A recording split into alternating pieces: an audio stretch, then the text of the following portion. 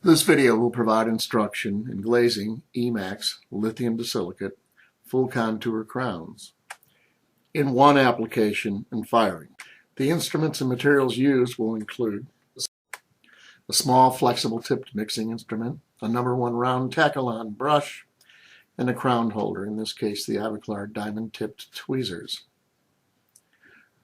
The glaze and glaze liquid we'll use will be the all-round liquid and the fluorescent glaze, best used on full contour restorations. Mixing is a critical step in proper glazing. We need to dispense enough glaze to be able to see what we're doing while we're mixing it, and put the liquid to one side, not drop it into the glaze. The first thing we do is mix the glaze thoroughly for 10 to 12 seconds to incorporate all the liquid and glaze together.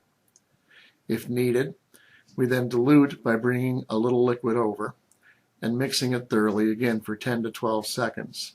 The goal is that the material will string up about ½ an inch and then separate, fall back, and not hold its shape.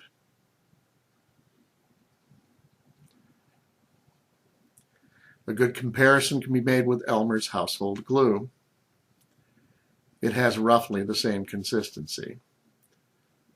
Again, here's the glaze, stringing up about ½ an inch.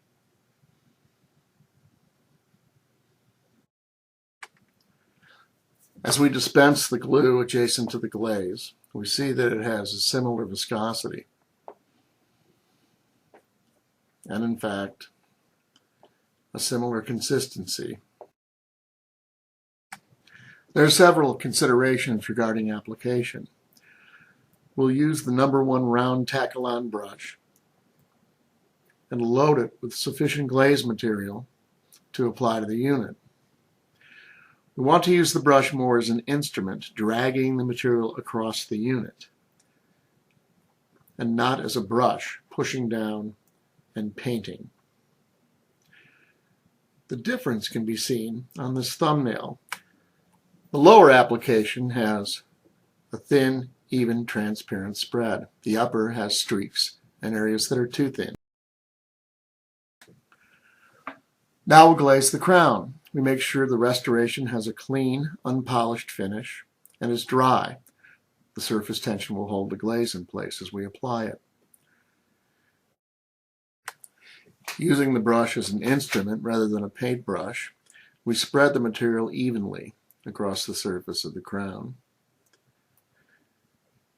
We can apply the material in line with the surface anatomy of the crown, horizontally on the cervical,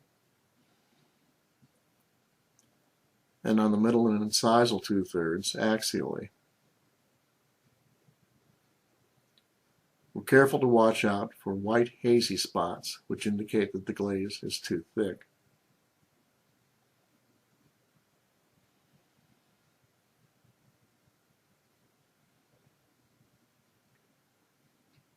We move around to the proximals, applying an even coat of glaze. And at this point, we can vibrate the glaze a little to smooth it out. We can accentuate the surface anatomy using the tip of the brush. We check the facial for sufficient thickness and inspect it to make sure there's no white or milky spots indicating the glaze is too thick. We apply glaze to the proximal and work our way around to the lingual, using the same techniques, spreading the glaze with the brush used as an instrument to achieve sufficient thickness of glaze application.